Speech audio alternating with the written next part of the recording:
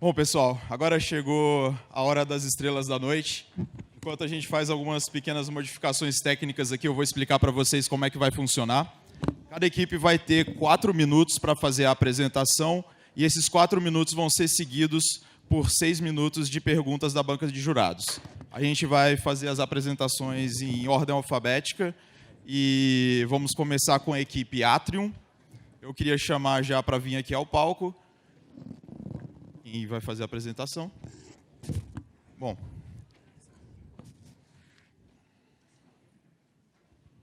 Olavo. Obrigado. Vai começar quando?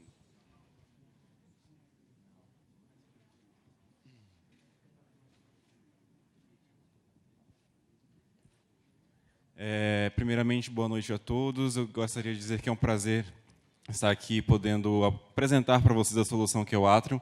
Meu nome é Olavo e eu sou o CEO do Atrium, que é o seu stream de informações sobre o judiciário brasileiro. E, para começar, eu gostaria também de apresentar para vocês a Mariana. A Mariana é advogada de um pequeno escritório. Ela está com algumas dificuldades, que estão travando o bom desempenho dela nas suas atividades.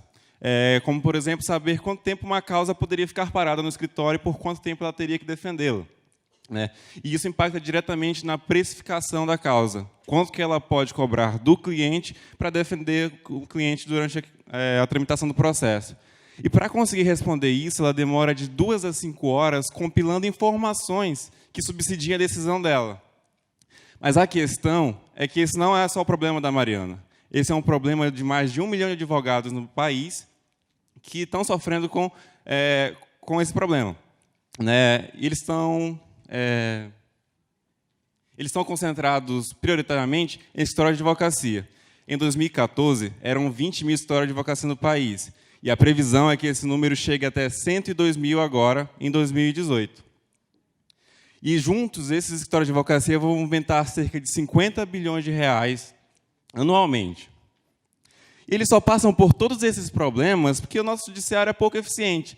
São muitos processos, os juízes não conseguem dar conta e o tempo de tramitação desse processo é muito alto. Só na primeira instância, esse processo pode durar 5 anos. Se a gente contar com a segunda e com a terceira instância, esse tempo pode chegar até 10 anos. E a nossa proposta de valor é que a gente quer que os escritórios consigam essas informações e que a Mariana e outros advogados do país consigam isso ao custo menor e gastando menos tempo do escritório. E a gente vai fazer isso utilizando inteligência artificial e Big Data. Big Data para reunir, compilar os dados, armazená-los, e inteligência artificial para ensinar a máquina a analisar esses dados e entregar relatórios, informações para o advogado poder decidir. Com isso, a gente consegue reduzir o tempo que ele gasta para conseguir as informações em 75%. E os custos mensais que ele investe nessa rotina em 90%. Na nossa plataforma web responsiva, você pode ver, por exemplo, o estoque de processos por juiz, ou o tempo de julgamento médio daqueles processos. Ou ainda, os processos que foram distribuídos para ele. E a jurisprudência que ele utiliza nas decisões, ou os autores e teses do direito com os quais eles têm mais aderência. Além disso, essas análises podem ser expandidas ainda por tribunal ou por matéria processual.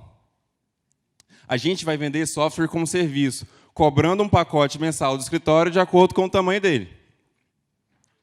Por isso, considerando um ticket médio bruto de R$ 105, a gente tem um mercado potencial aí de cerca de 640 milhões de reais em 5 anos.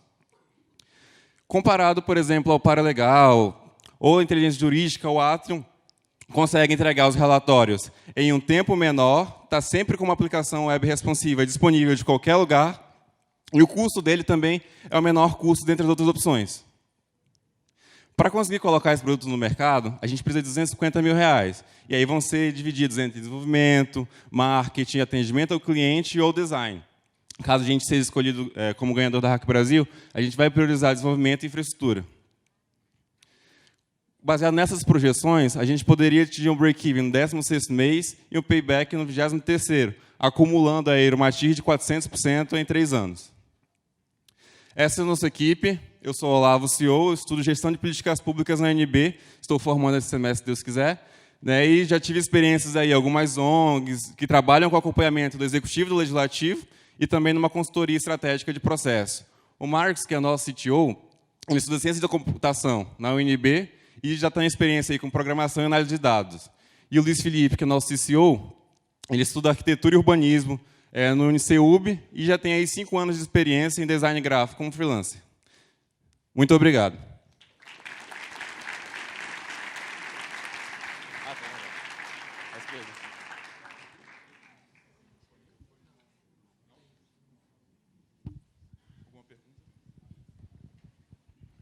Olavo, parabéns.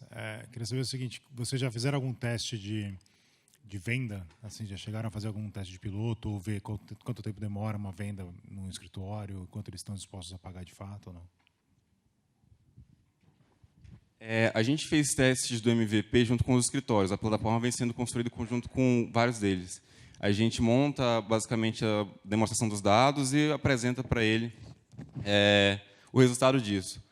A gente não chegou a testar o valor da precificação com esses valores aqui. A gente testou qual seria o melhor modelo de negócio adaptável para eles. Então, seria um modelo, basicamente, de pacotes, onde eles poderiam ter vários advogados utilizando a plataforma, mas realmente de testar os valores em si a gente não testou ainda.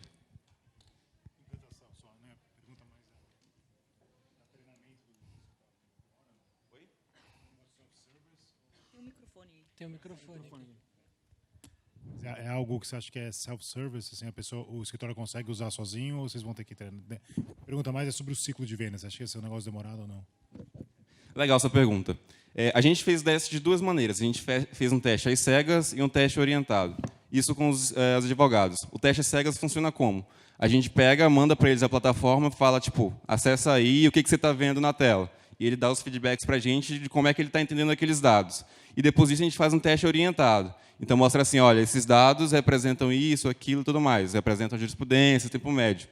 No geral, a recepção deles foi muito boa logo de cara no teste às cegas. A gente não precisou, na verdade, trabalhar muito com eles, orientando como é que eles andariam pela plataforma. O teste durava aí 15 minutos, os 5 primeiros minutos eles estavam no teste às cegas, e, no geral, eles falavam tudo que a plataforma estava mostrando. Então, a gente dava situações pontuais, eles também davam os feedbacks de como é que a gente apresentava isso para eles.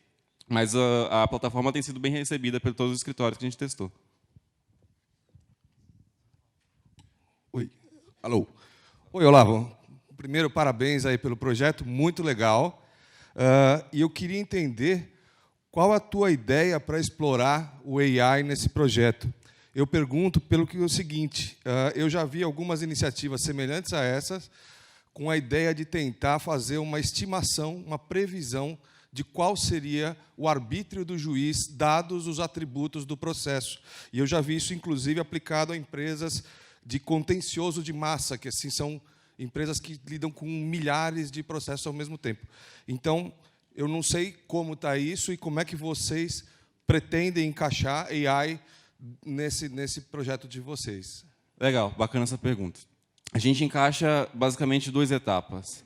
A primeira etapa é ensinar a máquina a fazer o que a gente faz, que é de ler o processo e conseguir tirar dali alguma conclusão. O juiz, quando ele vai decidir, não é tipo simplesmente, eu decido isso. Então, ele tem 30 formas diferentes de escrever que ele está decidindo a favor ou contra aquela parte. A primeira parte é usar machine learning para que a máquina possa fazer essa análise. E aí, a médio e longo prazo, a gente pode implementar ferramentas de predição. Então, é basicamente pegar os processos que ele já julgou, pegar os novos processos que estão chegando e fazer essa comparação a partir do teor de cada um. E a médio e longo prazo conseguir dar esse retorno para o escritório com um nível, obviamente, de confiança. Legal o projeto. Eu queria só pegar nesse ponto. O quanto vocês já avançaram já na tecnologia, no desenvolvimento dos algoritmos, e, do outro lado, na captura das informações, quanto vocês já capturaram informações dos tribunais e qual tem sido o nível de dificuldade para extrair essas informações? Porque a gente sabe que os tribunais diferentes têm níveis diferentes de acesso. Legal sua pergunta também. A gente tem trabalhado... na verdade, o projeto nasce basicamente com a Hack Brasil. Em setembro do ano passado foi quando a gente estava ideando o projeto e combinou de a gente escrever na Hack. E durante a Hack a gente vem em desenvolvimento o primeiro MVP. Como é que a gente fez? Ali por volta de... Eu acho que tem o slide. Tem um slide. Cadê? Tinha um slide depois, mas enfim. Ali, por volta de outubro e novembro, a gente fez uma imersão em vários sites de tribunais para entender como é que eles disponibilizavam esses dados. Então, basicamente, a gente entrava na pesquisa processual, ali via, fazia a consulta manual, entendia como é que eles estavam disponibilizando. Então, despacho, o dia, o horário, quem foi juiz e tudo mais, de onde veio o gabinete. E a gente entendeu alguns desses tribunais e a gente começou a fazer pelo STJ. O que isso? O que a gente fez, na verdade? A gente entrou na imersão ali no STF, STJ, TST, TJDFT, TJSP. É o Poder Judiciário do Estado do Rio de Janeiro, que é basicamente o TJ de lá, e o TJ de Minas Gerais. Entrou, entendeu como eles estavam disponibilizando esses dados, daí a gente começou a fazer testes manuais. Era pegar, fazer como os escritórios fazem. Então, era ali, baixar 10 processos na planilha e fazer essas análises. A gente começou a automatizar esse processo. O Mark desenvolveu alguns web crawlings, web scrapings para poder fazer isso no STJ. Então, a gente começar a testar também com pequenas quantidades, algumas dezenas de processos, ele baixar ali. Então, agora que a gente já está... Opa, tá acabando? Mas posso terminar?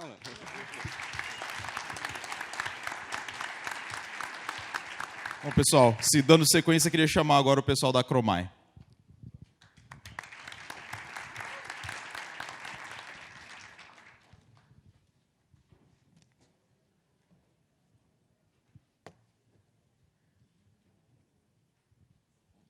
A apresentação.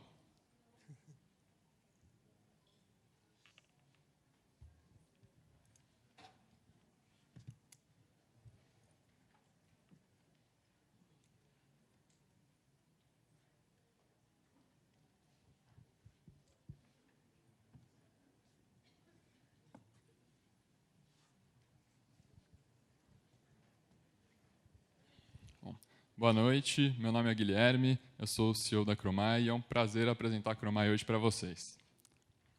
Segundo a ONU, vai faltar alimentos em 2050 e o Brasil, como um dos maiores exportadores de alimento do mundo, tem um papel vital para evitar que isso aconteça.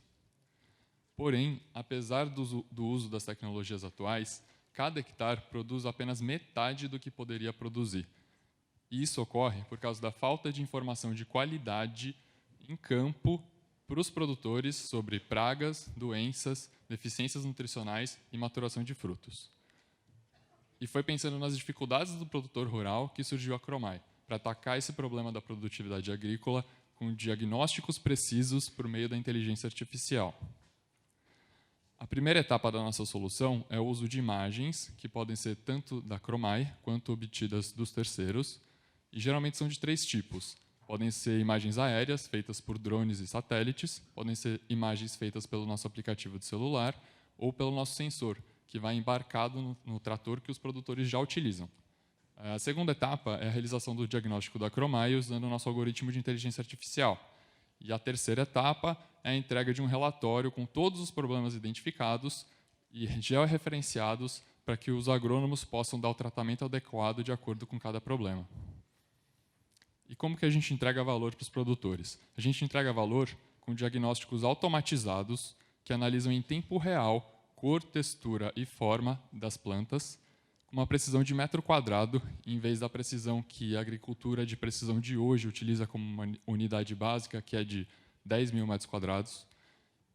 E a gente utiliza algoritmos sofisticados de visão computacional para atingir esses objetivos. Hoje, os produtores rurais eles obtêm informação do campo predominantemente de 2 maneiras. A grande parte dos produtores utiliza um diagnóstico humano visual e uma pequena parte começou a utilizar recentemente drones para tirar fotos aéreas e gerar informação a partir dessas fotos. Mas, com o diagnóstico da Acromai, é possível obter informações de qualidade em tempo real e com abrangência territorial exaustiva, ou seja, não é amostral, como é o caso dos diagnósticos tradicionais.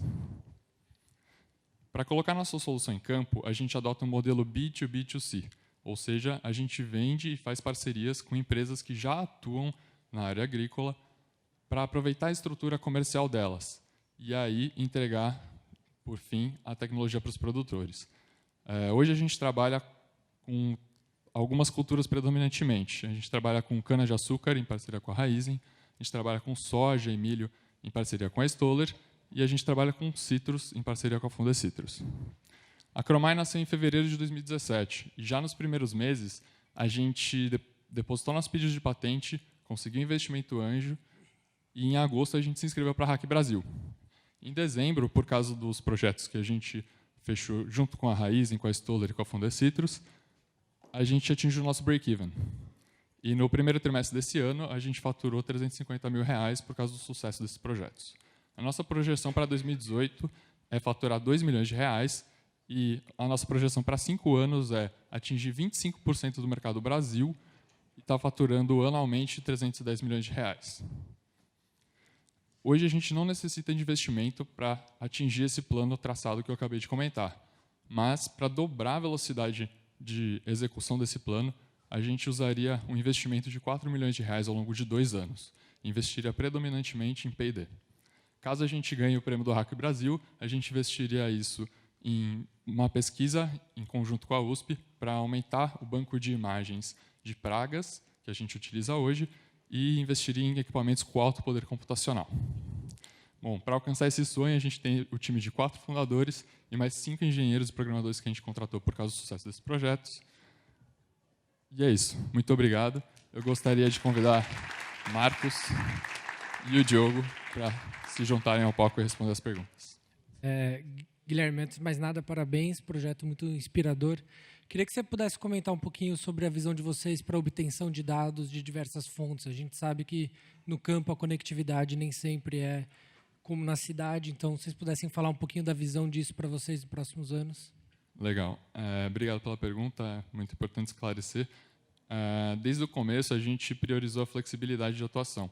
Então, com clientes que já têm imagens aéreas de drone, VANTs, a gente trabalha só realizando diagnóstico, porque a base tecnológica e o algoritmo é o mesmo, que pode ser usado também no nosso celular, utilizado no caso de algumas plantações que não utilizam drones, né, são fotos, são trabalhadores rurais que passam pela plantação utilizando o celular para tirar imagens das plantas para ter um diagnóstico, e aí o diagnóstico não depende de internet, o processamento é feito no próprio celular.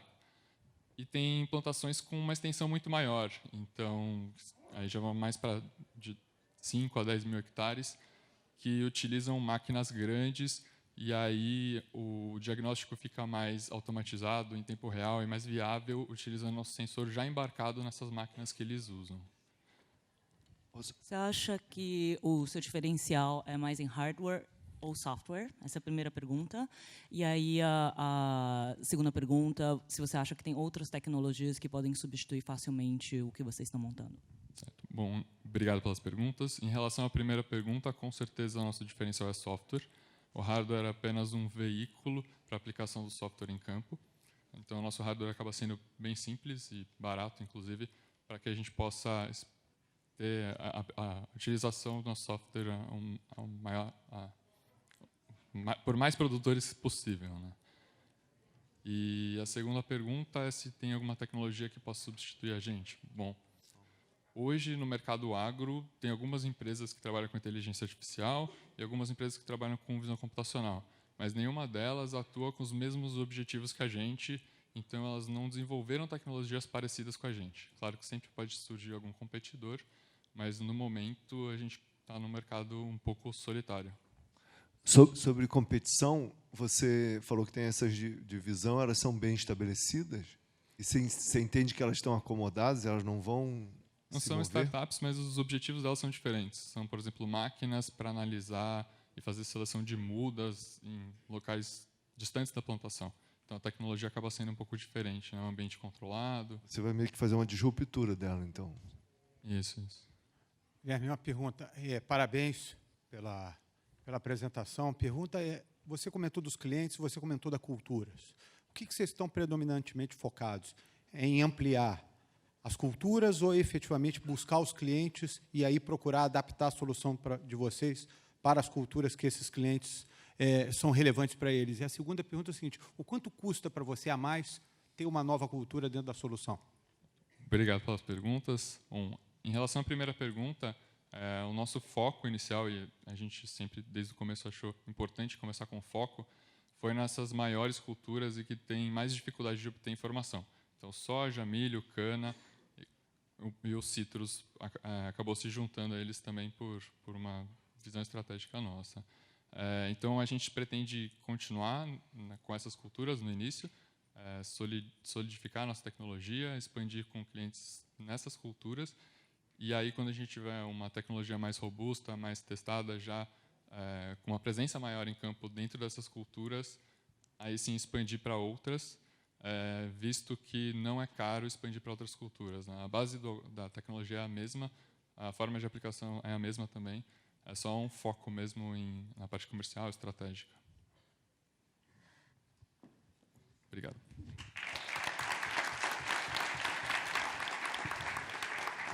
Queria chamar agora o pessoal do Licença.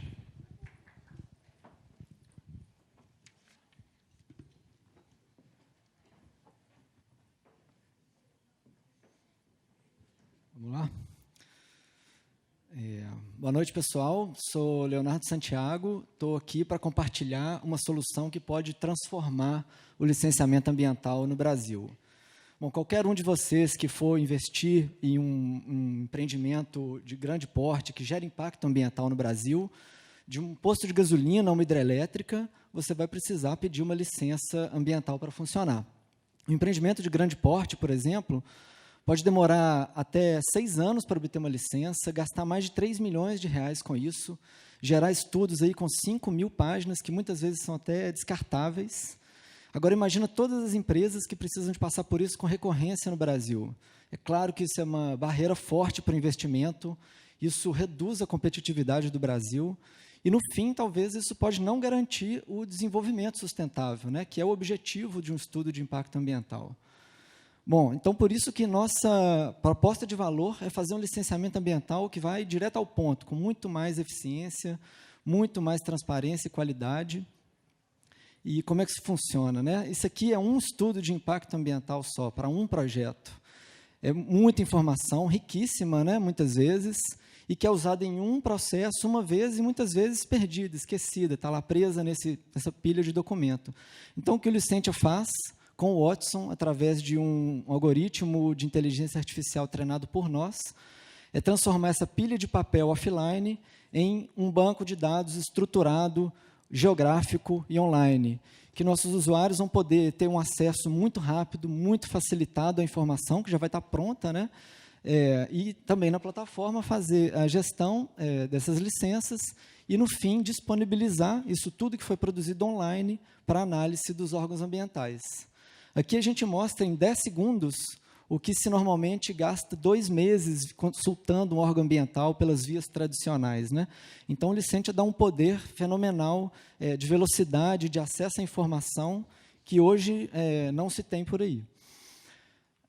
Nosso modelo de negócio é um software como serviço, em que o primeiro serviço é o acesso ao banco de dados estruturado, que para um empreendimento de grande porte, por exemplo, seria uma mensalidade de R$5.000, e o segundo serviço seria gestão e disponibilização desses estudos, que seria uma mensalidade de R$2.500. Bom, o mercado é gigantesco no Brasil, são 76 mil processos só no ano passado, o que a gente estima que se gastou 6,4 bilhões de reais com isso. 8% desses processos são de alta complexidade, que é nosso foco, e nossa meta é pegar 5% desses processos, o que gera um mercado potencial aí de 152 milhões de reais. No ano passado foi de puro investimento no desenvolvimento da plataforma, que a gente aplicou R$250 mil, também recebemos $120 mil em apoio da IBM, como crédito de uso dos serviços deles, e daqui para frente, com uma versão beta já pronta para venda, no fim do terceiro ano, atingi aí um faturamento de 3,5 milhões, um resultado de 1,7 milhões, chegar no break-even no 16º mês e no 24º mês já ter o payback. A equipe é composta pelo Igor, que é nosso desenvolvedor, Marina, que cuida do treinamento do algoritmo de inteligência artificial, o Henrique, que cuida da estratégia do negócio, e eu, que sou o Product Owner, digamos assim. Ser vitoriosos aqui hoje, né? A gente pretende aplicar todo esse dinheiro, transformando essa versão beta que a gente tem hoje na versão 1.0, 100% operacional, com todas as funcionalidades que a gente já desenhou, mas também tem aquele 1%, né, que vamos usar aqui na comemoração hoje. Bom, eu chamo a equipe aqui para me ajudar a responder as perguntas, mas o Licentia realmente é a aplicação da tecnologia que pode transformar isso, que é uma barreira forte aí para o desenvolvimento do Brasil. Obrigado, pessoal.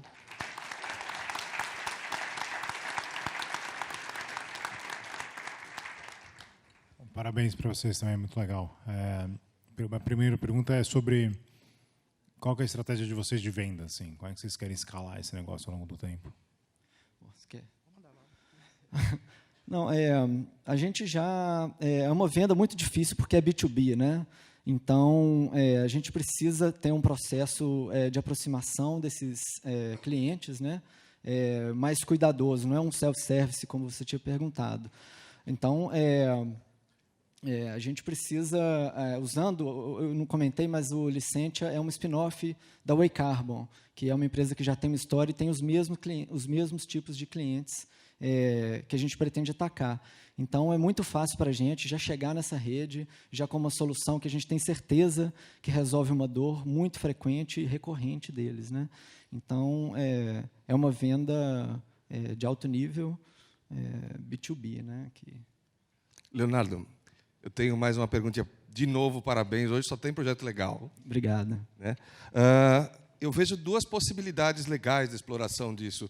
Uma vertical, de você se super especializar em impacto ambiental e ser a grande plataforma para isso, ou de você pensar que isso não serve só para impacto ambiental. Você poderia ter um monte de outras aplicações diferentes, usando o mesmo stack tecnológico, a mesma arquitetura e o mesmo jeito de pensar a solução. Qual dos dois vocês acham mais legal e por quê? Bom, obrigado pela pergunta. É bem legal mesmo, porque a gente tem muita possibilidade. O licenciamento no Brasil é o desafio principal que a gente quer resolver. Não falta mercado para isso e tem muito trabalho para ser feito, inclusive outras funcionalidades que a gente já pensou, mas que a gente ainda não fez. Mas outras aplicações, por exemplo, no campo da ciência, né? Artigos científicos são produzidos por aí e que muitas vezes esse conhecimento fica lá preso naquele artigo. E a gente, com essa mesma tecnologia, poderia, por exemplo, fazer um banco de dados que extraísse informação dali, espacializasse isso sobre onde, porque toda informação fala sobre algum lugar, então, sobre onde que aquilo ali está tratando, né? Então, existem outras aplicações que nos animam e que têm potencial de internacionalização, né? Por exemplo, o licenciamento é algo muito específico do Brasil, que é um processo particular do Brasil, né? Então, essas possibilidades existem, mas estamos focados agora no desenvolvimento aplicado a licenciamento e avaliação de impactos. A ideia é extrair semântica e indexar. Isso, o algoritmo entende o que o texto está falando sobre vários temas, né? Então, é computação cognitiva, né? Natural Language, que consegue estruturar isso para nós. Claro que a gente diz para ele o que a gente quer extrair, não é automático. Assim. Você comentou que são 76 mil processos. Né? Quantas empresas estão por detrás desse processo? Porque você, no final, vai vender para a empresa num processo de as a service. Né? Você não está vendendo por processo. Né? Então, quantas empresas estão por detrás e quantas têm efetivamente volume para justificar uma solução como essa? Eu não tenho esse número na ponta da língua, não. 76 mil processos são de menos empresas. Né? Vamos pegar uma Vale, por exemplo. A Vale, em um projeto de mineração, são, vamos lá, botar 100 processos por trás. Né? E são esses que a gente quer focar. Então, 8% são 6 mil processos aí por ano. Isso num ano de crise, então tem muito processo. Qual que foi a segunda pergunta? Não.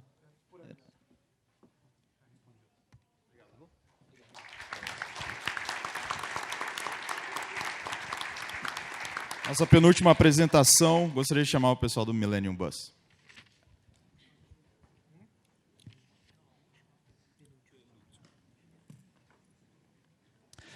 Boa noite, pessoal, tudo bom? Eu sou o Renato e eu vou apresentar o projeto Millennium Bus, mas antes eu quero fazer uma pergunta para a plateia. Quem aqui já usou ônibus público pelo menos uma vez na vida? Levanta a mão.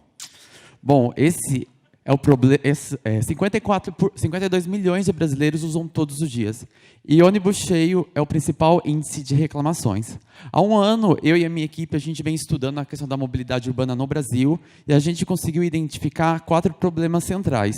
2 relacionados ao passageiro e 2 à empresa de ônibus. O primeiro é que existem ônibus cheios e vazios indo para o mesmo local em horários similares. O segundo é que existem filas nos guichês na hora que eu vou comprar o bilhete. E se a cobrança é feita em dinheiro dentro do ônibus, gera ainda a insegurança do assalto. O terceiro é que as empresas de ônibus não têm uma previsibilidade de quantos passageiros tem naquele exato momento na sua linha. E o quarto é que existe uma desconfiança em relação à auditoria de catraca, ou seja, aproximadamente 12% de fuga do pagamento. A nossa proposta de valor é gerar conforto, segurança e um deslocamento rápido para o passageiro, e para a empresa de mobilidade urbana a gente quer proporcionar inteligência e otimização no seu serviço. A partir disso, a gente desenvolveu o projeto Millennium Bus, que é composto por um hardware, um aplicativo e um software. Esse é o nosso hardware, que é instalado em cada ônibus. Ele contém câmeras biométricas que fazem a contagem dos passageiros que entram e dos passageiros que saem. Então, a gente tem uma contagem assertiva de quantas pessoas tem no interior do veículo. A gente envia essa informação para o aplicativo do futuro usuário, então ele vai estar no ponto de ônibus, ele digita a linha que ele quer tomar, sabe quantas pessoas tem, então ele tem uma tomada de decisão, se ele pega aquele ônibus cheio ou espera o próximo que tem menos pessoas. Além disso, ele faz o carregamento no nosso aplicativo, que ele pode fazer o pagamento digital, passando no nosso hardware o QR Code que destrava a catraca. Com os dados do hardware, a gente alimenta o nosso software, que é estratégico para a inteligência da própria empresa saber quais ônibus tem mais pessoas ou não. No mundo, existem soluções para a mobilidade, e o diferencial do Millennium Bus é que a gente tem um hardware, o que possibilita ao passageiro saber a localização do ônibus, fazer o pagamento digital, saber se o ônibus está cheio ou não, né? E para a empresa, o dimensionamento da frota, a auditoria de catracas e a redução de custos. No Brasil, existe uma frota de 42 milhões de ônibus e mais de 60 grandes empresas atuam nesse mercado. O projeto, a gente vem fazendo várias parcerias bacanas, e uma delas é com a MTU, que é a maior empresa do Brasil de ônibus, onde a gente está testando essa solução oficialmente. Para vocês entenderem dados, a MTU que a gente está como parceiro, ela atende 133 cidades, o que envolve 28 milhões de habitantes, 900 ônibus, e o ano passado, mais de 618 milhões de passageiros foram transportados pela empresa. A gente estima que instalar os hardwares nos 900 ônibus geraria um custo de R$ 1.700.000, mas em relação ao período de um ano, traria uma redução de custo de 3,4 milhões de reais. O nosso modelo de negócio é oferecer o hardware e a auditoria a custo de fábrica, vamos dizer assim, e para que eles utilizem o software, e a gente tenha também a questão do pagamento digital. O software seria de R$ 50 a mensalidade por ônibus, e a transação do pagamento digital de 3 centavos por passagem. Simulação na MTU seria com 18% dos passageiros, utilizando o pagamento digital, o investimento seria de R$ 300 mil, com a participação de 15% do investidor, o lucro líquido nesse primeiro ano seria de 1,7 milhões de reais. O break-even a gente está estimando que seja no 8º mês e o payback seja no 19º mês. Caso a gente ganhe a REC Brasil, a gente quer homologar o nosso hardware, porque homologando o hardware a gente implementa na MTU e a gente multiplica esse sistema. A gente é super multidisciplinar, divididos em 3 engenheiros apaixonados por tecnologia, inovação e mobilidade, e esse é o nosso ônibus, um dos ônibus em testes na MTU, e muito obrigado, pessoal. Convido o pessoal da equipe. Afinal, tive que correr, senão... Alô. Oi. Eu posso fazer uma pergunta? Estão com alguns pilotos agora nos ônibus. Como é que está a parte de download e usabilidade do aplicativo? A gente, na verdade, tem uma linha de ônibus, a gente ainda não está disponibilizando para o usuário, vamos dizer, a gente está fazendo os nossos pré-testes, porque a gente começou instalando, na verdade, não câmeras, a gente colocou sensores e a gente foi testando, assim. Foi um aprendizado, na verdade. Hoje, o usuário lá, no ABC Paulista, onde passa o nosso ônibus, ele não é atendido, mas a gente foi aceito na FAPESP para fazer os testes reais, tipo, nessa primeira escala, assim. Na verdade, só respondendo um pouco a sua pergunta, a gente está em fase de processo piloto, ou seja, a gente está em testes, e no momento a gente ainda não disponibilizou a plataforma de um fato para todos os ônibus, porque a gente só tem alguns ônibus implantados nesse sistema hoje. qualquer cadeia de valor, você quer que a camada que você está inserido não tenha nenhuma competição e a camada que você, acima ou abaixo de você, tenha muita competição. E no ônibus não é assim, né? É um monopólio quase que por definição. E, então, eventualmente, isso vai limitar muito o upside de vocês. Vocês já pensaram nisso? Sim, na verdade, a nossa maior barreira atualmente é homologar o sistema que a gente desenvolveu. A gente precisa de alguns certificados para que isso possa ser incluso no ônibus. Inclusive, essa é uma das maiores barreiras atualmente para um projeto que é incluso no ônibus, que precisa de uma série de certificados, uma série de testes, para que consiga ser aceito nessas empresas. E o nosso maior objetivo atualmente é conseguir esses certificados para conseguir escalar o nosso sistema e conseguir dar vazão ao nosso produto. Primeiro de tudo, parabéns. Acho que todo mundo que já esperou o ônibus ou pegou o ônibus num dia de chuva sabe o impacto que isso tem em qualidade de vida. Então, parabéns pela solução. Obrigado. Mas quando a gente fala de transporte, geralmente a gente tem que pensar em soluções multimodais, né? A Anitta comentou ontem que pega ônibus, trem, metrô. Como que vocês veem isso evoluindo ao longo do tempo para tentar fazer essa jornada do usuário inteira e conseguir suprir ele em todos os pontos que ele vai ter com o transporte público?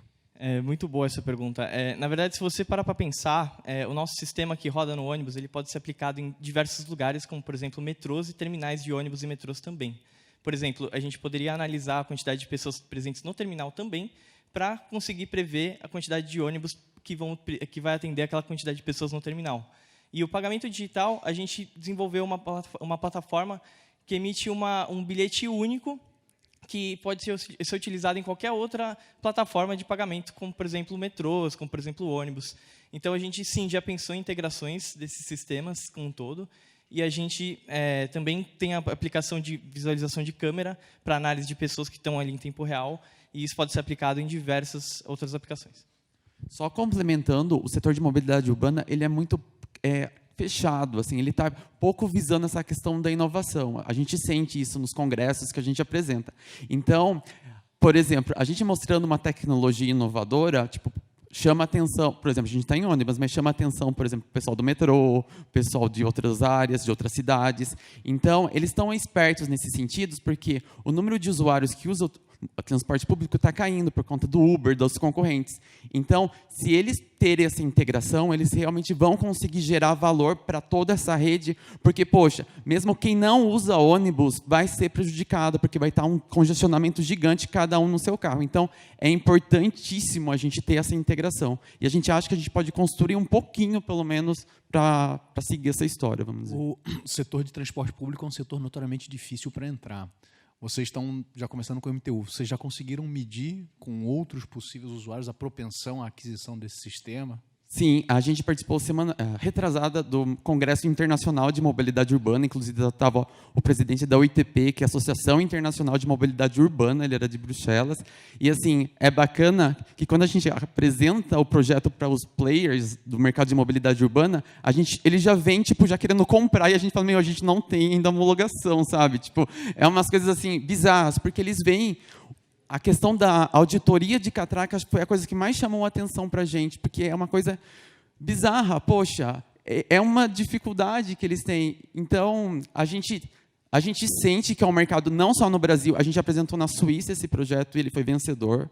Então, eles veem que realmente tem um impacto, sabe? É uma coisa que começou pequena, começou com uma ideia, começou com um problema de chuva na faculdade esperando, e eu peguei o ônibus cheio e veio o ônibus vazio. Depois eu falei, e se eu soubesse, eu tinha pegado aquele ônibus e ia sentado com tranquilidade. Então, é isso. E só uma, dá para ver que o próximo ônibus está vazio com câmera no celular? Não, você sabe o número, mais ou menos, assim, sabe? Tipo, tem... Legal. Só para fechar, eu sei que está pressionado ali o tempo, mas vocês já pensaram sobre a ótica da audiência que vocês têm? Ou seja, no limite são 50 milhões. Tem poucos programas de televisão que têm audiência diária de 50 milhões. E vender publicidade, sim, a gente ganhar dinheiro por aí? Sim, total. A entrada nesse mercado é um... Quem vai baixar o aplicativo vai ser aquela pessoa que usa, aquela pessoa, estilo Anitta, ela falou, tipo, é classe C, B, é um público que realmente gera mercado, gera publicidade. Então, a gente pensa assim, a gente tem outros planos, então, mais focados. Obrigado.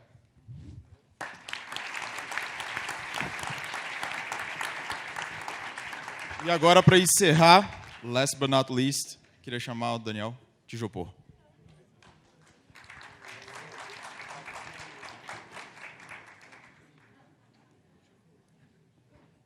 Primeiramente, boa noite a todos. É uma satisfação muito grande estar apresentando o Tijopor para vocês. Eu me chamo Daniel Peçanha e eu sou fundador da startup chamada Tijopor. A primeira grande problemática é que no Brasil, mais de 60% de todo o isopor utilizado ele tem um descarte inapropriado.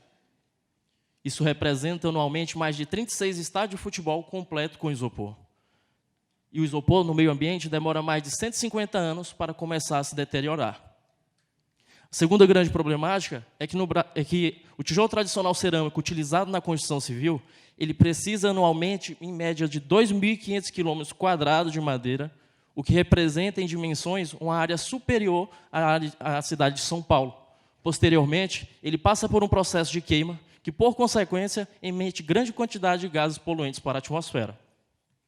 A nossa proposta de valor é contribuir com a preservação ambiental e com a sustentabilidade nas edificações, garantindo conforto, bem-estar e contribuindo com o meio ambiente.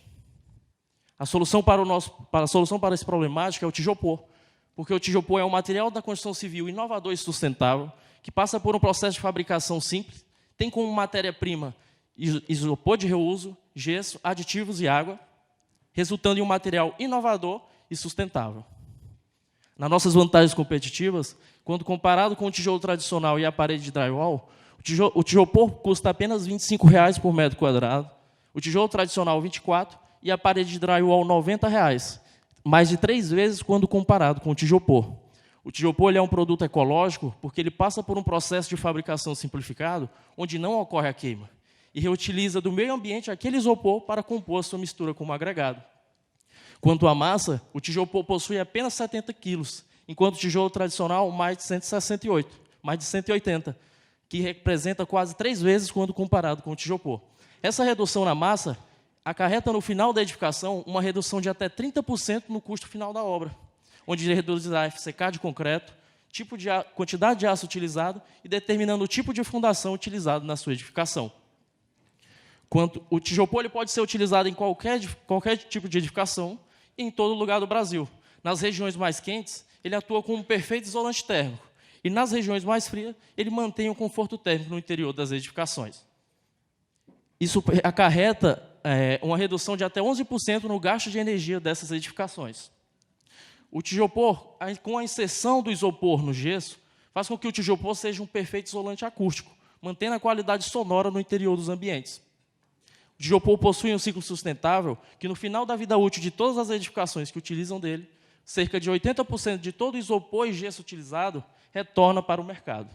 Quanto à fabricação, em número de dias, o tijopor está disponível para ser utilizado em apenas 3 dias, o tijolo tradicional cerca de 10 e a parede de drywall por média de 8 dias. No nosso modelo de negócios, temos 2 tipos de venda. A venda tradicional, que é para o atacadista e o varejista, custando R$ 28,00 por metro quadrado, e a venda diretamente para o consumidor, custando, em média, R$ 33,00 por metro quadrado. Na nossa projeção financeira, estimamos que, para o início de junho, nós temos uma produção média de 17 mil tijolos. E o nosso payback o nosso break-even é, em média, no mês de março de 2019, e no final de 2019, temos o objetivo de atingir 3 milhões de tijolos sendo fabricados, o que representa uma receita média de R$ 4,5 milhões. Contamos com as parcerias do governo, da sociedade, das cooperativas e associações para nos ajudar a intensificar o processo de retirada do isopor do meio ambiente e, juntamente, contribuir com os municípios a entrar em conformidade com a Política Nacional de Resíduos Sólidos, que é uma problemática no Brasil. E, juntamente com as empresas, iremos colocar pontos de coleta e fabricação de tijolos próximo a elas. E com a premiação da RAC Brasil, iremos investir na máquina para fabricar o tijopor, nas formas para molde do tijopor, e assim conseguir disponibilizar o produto em grande escala no Brasil. E também estamos abertos para investimento anjos e empresas. Obrigado.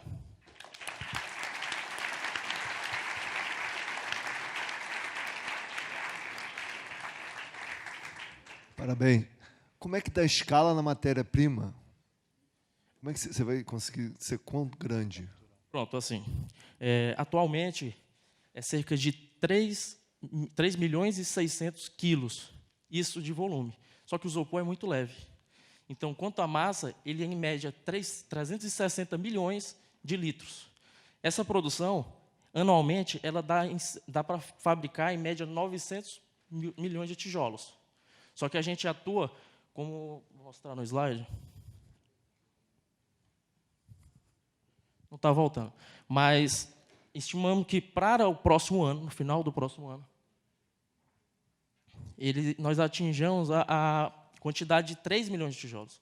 Então, isso representa um percentual muito baixo dessa quantidade de isopor que está no meio ambiente. Então, a disponibilidade que está agredindo o meio ambiente é muito grande e a gente está usando uma pequena parcela disso. Por que você acha que, de tantas opções existentes no mundo, continua sendo só essas duas opções, tijolo e drywall? Olha, porque, assim, por onde eu já morei, no Brasil, na Europa, os principais materiais que eles utilizam é esse. Na Europa, porque se trata principalmente de regiões muito frias, na maioria das vezes, né? Então, eles utilizam a parede de drywall, porque eles são perfeito isolante térmico, né? Só que eles têm um problema, que é a questão da sonoridade. Ela causa uma acústica muito ruim no local. Então, apesar disso, ela tem um valor agregado considerável quando comparado ao nosso produto. Mas isso eu considero os dois principais como comparativo, porque eles são os mais utilizados no mundo. Mas e os outros produtos? Por que nenhum outro produto conseguiu adoção? Olha, Não existe. O tijolo tradicional, pelo fato de que ele possui um baixo custo e a matéria-prima é bastante abundante no meio ambiente. E a parede de drywall, por ela ter essa funcionalidade de ser composta por madeira e ser, de certa forma, isolante térmico. Agora, quanto aos demais, talvez seja por conta de custo, alguma coisa do tipo. Como é que você está no processo de certificação técnica, material estrutural? E, segundo ponto, se você fez teste com um pedreiro, o cara que vai montar lá, se tem alguma diferença do processo de manuseio da tecnologia construtiva? Boa pergunta. Quanto à resistência térmica, condutividade térmica, transferência de calor, todos esses testes já foram feitos. Inclusive, quanto à NBR 15.270, que rege toda a alvenaria de vedação vertical, a gente está de acordo com a NBR. Quanto aos pedreiros, uma coisa muito importante é que todo pedreiro passível de fazer edificação, que é muito tradicional no Brasil, que é a do tijolo tradicional, ele é passível de construir com tijopor, né? Então, isso é um dos benefícios que ele torna. E a formatação de construção é como o tijolo tradicional, com cimento CP3, né, e todos as argamassas e os aglomerantes. Daniel, se eu fizer um andar inteiro separando as salas do meu escritório com tijopor, o nome é ótimo, né? É um badá, isso na mão do Arnaldo Antunes vira música. Eu posso depois desfazer e reciclar o tijopor e fazer ele virar tijopor de novo, se eu precisar destruir? Um dado muito interessante que o isopor ele é 100% reciclável, e o gesso, no Brasil, ele tem uma reciclabilidade de cerca de 70%. Né? Então, os dois materiais unidos, você tem essa possibilidade. E a gente trabalha justamente nisso porque uma das maiores problemáticas hoje é que a construção civil ela é uma das maiores produtoras de resíduos sólidos. Né? Então, essa é uma das problemáticas muito grandes. Sua visão é ser um negócio de nicho ou escalar? Quantos produtores de tijolo tem no Brasil hoje? Você vai substituir quantos % deles? Olha, desse material ainda não tem, mas quanto à substituição, um dado da Associação de Cerâmica Vermelha do Brasil é, em média, 5.000 empresas atuando na fabricação de tijolos, né, que seriam as rolarias. Então, olha, esse percentual, para eles, assim, considerando um valor de mercado, não é tão significativo para, assim, digamos, uma concorrência direta para isso, porque até eles já estão no mercado há muito tempo. Mas a gente busca justamente isso, contribuir com a sustentabilidade, né, e, de certa forma, ir alcançando o mercado.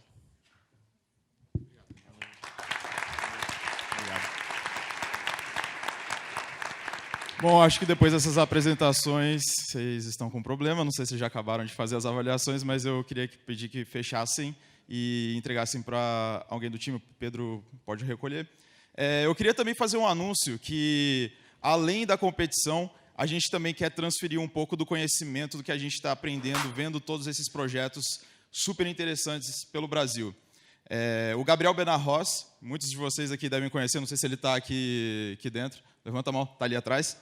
Queria que todo mundo desse um shout-out para ele, que ele está escrevendo um livro. Ele está colocando todas essas lições sobre empreender no Brasil, as dificuldades, como realmente hackear o sistema e fazer a coisa acontecer no Brasil. Então, quem quiser acessar já o primeiro capítulo está online, hackbrasil.com, mas hackbrasil com S. Então, vocês podem entrar lá, podem até se cadastrar para receber updates para os próximos livros. E agora eu queria chamar o Carlos. Pode vir aqui. Boa noite a todas, boa noite a todos. Estamos chegando ao fim da 4ª edição da Brasil Conference e passa um filme na cabeça, não só meu, não apenas no do Ivo, mas de todo o time aqui. Foi um ano de muito trabalho, muita dor de cabeça, muito estresse, muita discussão, muito debate, mas de muito aprendizado e muito crescimento, com uma forma de criar uma maior conexão com o Brasil, sentir que mesmo daqui a gente pode ajudar um pouco o nosso país. Quando a gente vê painéis tão distintos, palestrantes tão distintos, e pessoas com ideologias, posicionamentos políticos, econômicos e sociais tão distintos, juntos, discutindo nessa forma harmônica e intelectualmente sofisticada, é que a gente tem certeza que o futuro do Brasil pode ser brilhante. E ele depende de pessoas como vocês, de pessoas como os nossos cidadãos brasileiros que estão lá batalhando e tentando superar todas as dificuldades para entregar um país que seja melhor para todos mesmo, né? No nosso caso, principalmente esse ano foi de muito trabalho, mas diria que principalmente a última semana. Se vocês circularem nos corredores e encontrarem pessoas de 17 a 38 anos com bastante olheira, pode ter certeza que é do time. Então, para dar um pouco de rosto a todo esse trabalho que foi feito e para materializar tudo que a Brasil Conference representou nesse último ano, eu queria chamar todo o time de voluntário, de organização, de hack, operações, conteúdo, para o palco, porque esse show é de vocês.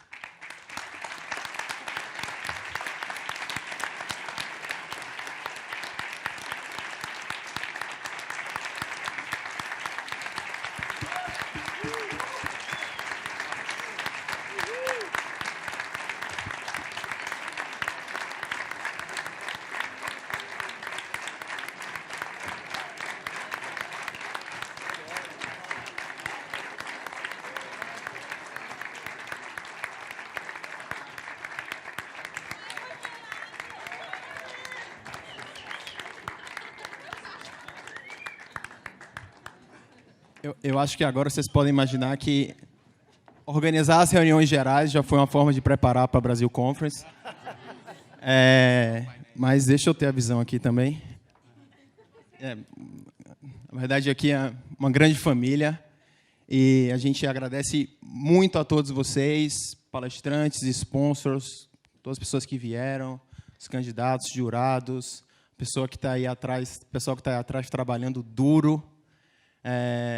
A gente não tem nada mais a fazer que não agradecer e pedir que as discussões aqui implementadas, que os debates aqui realizados, que eles não terminem agora, não terminem com a surpresa que a gente tem, mas que eles se perpetuem no futuro para que, de fato, a gente seja um Brasil muito melhor. E acho que alguém citou o Mário de Andrade agora há pouco, mas se ele estivesse aqui, talvez ele diria, como ele sempre disse, que brasileiros, chegou a hora de realizar o Brasil. Muito obrigado.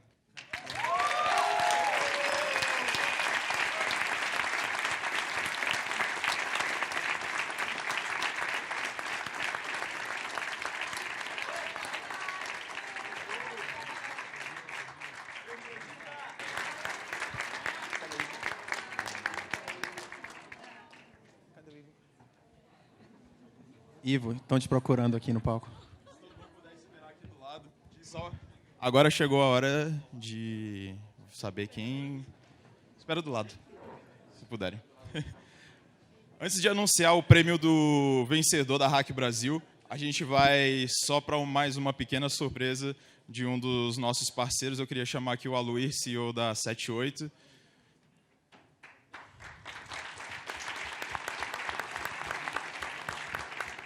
Bem, acho que tem um videozinho aí para rolar, né?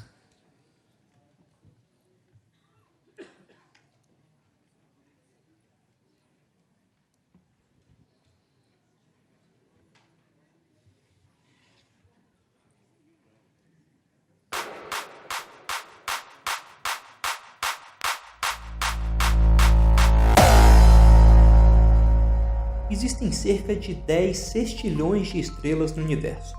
O agrupamento delas é chamado de constelação. Localizar uma constelação não é tão fácil como se imagina.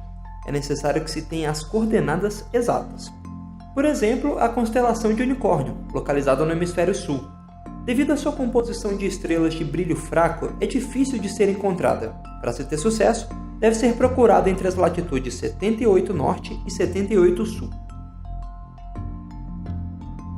Na Terra também temos unicórnios, e calma, eu não me refiro aos seres míticos de um só chifre, mas refiro às empresas que rapidamente passam a valer $1 bilhão.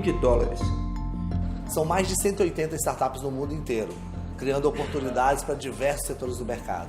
No Brasil, agora em 2018, nós tivemos os nossos 3 primeiros unicórnios formados. Isso aguça rapidamente o mercado, fazendo com que instituições voltadas para o empreendedorismo ou de olho na inovação, como aceleradoras, fundos de investimento, incubadoras e até mesmo grandes empresas buscando oportunidades de inovação, fiquem de olho nessas oportunidades que estão nascendo no mercado brasileiro. Assim como no céu, encontrar unicórnios aqui na Terra também é bem difícil. É preciso ter percepção, senso de oportunidade e resiliência. Todos os fundos e aceleradoras do mundo estão na caça voraz por essas empresas. Nesse contexto, a Compline, com apoio da Caixa Imóveis, criaram a 78, uma aceleradora que servirá como coordenadas para se localizar potenciais unicórnios. Localizada em Brasília, capital do Brasil, a 78 se torna uma referência para a aceleração corporativa. No seu programa de 6 meses de duração, além de infraestrutura, network, investimento e conteúdo, as startups que mais performarem se tornarão fornecedoras das empresas que compõem o Grupo Caixa Imóveis, podendo absorver até R$10 milhões em contratos ainda no primeiro ano. A seleção da primeira turma já está aberta no nosso site. Entre lá e confira qual a nossa tese de investimento. Caso se encaixe, faça a sua inscrição, tá bom? No dia 2 de julho, 40 startups de todo o mundo estarão desembarcando na capital do Brasil para passarem 6 meses de imersão em uma sede de mais de 1.000 metros quadrados e principalmente milhares de oportunidades de inovar dentro de grandes empresas. Venha mudar o mundo conosco. Siga as coordenadas.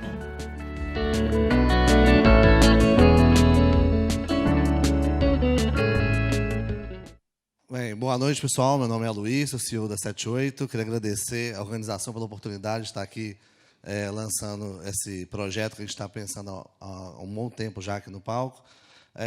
Os últimos meses a gente esteve em Brasília conversando com alguns presidentes e diretores de grandes empresas privadas e principalmente empresas públicas, né, para entender um pouquinho as dificuldades das relações dessas empresas com as startups, com o ecossistema de uma forma geral. E uma das conclusões que a gente tirou é que essas empresas privadas, as públicas principalmente, são muito blindadas para conseguir absorver inovação, principalmente não pela falta de interesse em investir em startups, mas principalmente pela falta de ferramenta para transformar essas startups em fornecedores, né? Então, a gente conseguiu, junto com eles, criar uma ferramenta que unisse um programa de aceleração. Algumas delas já têm uma empresa de participações, né? Várias delas, na verdade, já têm. Então, a gente conseguiu unir no programa de aceleração a ferramenta de análise para investimento dessas empresas de participações, o programa de aceleração em si e uma forma de contratação sem licitação para essas inovações que são geradas dentro do programa. Então, é um programa com uma ferramenta extremamente inovadora e ele é muito focado no crescimento do piloto de atendimento a essas empresas com capital, né, com aumento de capital durante o programa. Então, as empresas que entram nesse programa agora, elas já recebem investimento. Na primeira fase, elas têm uma bolsa de ajuda de custo para os empreendedores. Na segunda fase, já recebem R$100 mil. Quem passa para a última fase já recebe R$500 mil em investimento, mais até essas condições de contratos que podem chegar a 10 milhões no primeiro ano. E então a gente está com esse primeiro programa da Caixa Imóveis, com um grupo de empresas da Caixa Imóveis, não se restringe só ao mercado imobiliário, mas são vários outros setores. E a gente deve lançar o edital agora esse mês, para começar já em julho, né? Então eu queria convidar vocês para poder conhecer, entrar no site e se candidatar. E o Daniel, sócio aqui da 78, o que aconteceu? O que é esse troféu aí, Daniel? O que você resolveu com isso? Boa noite a todos, sou Daniel Mendonça, sou sócio aí da Compline, da Caixa Imóveis, né? Que a gente está fazendo esse programa aí de aceleração em julho. O que aconteceu, Aloy, é que tiveram muitas ideias boas hoje, né? Então a gente não conseguiu segurar até julho e queria convocar a primeira startup selecionada para o programa de aceleração Compline Caixa Imóveis. E qual startup que é essa aí? A startup é a Cromai, agrícola.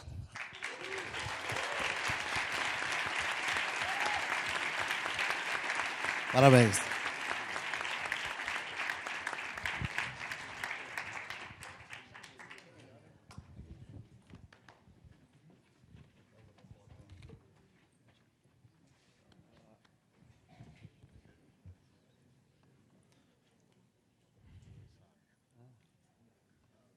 Obrigado, pessoal. Eu queria pedir para o pessoal da Cromai ficar aqui e queria convidar todas as outras equipes, todos os integrantes para subirem aqui ao palco, porque agora chegou o momento de anunciar quem que é o grande vencedor da Hack Brasil 2018. Bom, antes disso, a gente precisa agradecer nossos patrocinadores, porque sem eles nada disso teria acontecido.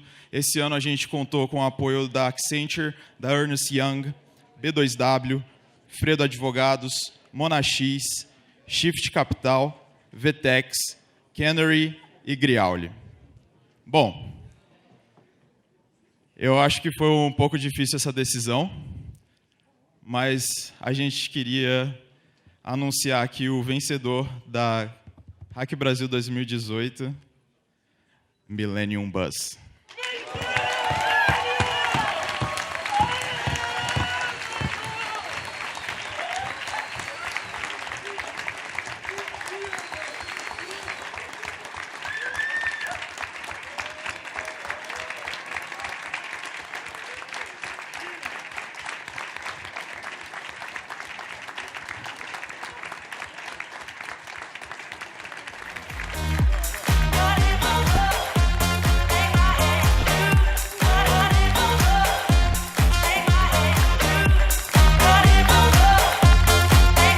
Obrigado pela presença de todos. Nos vemos em 2019.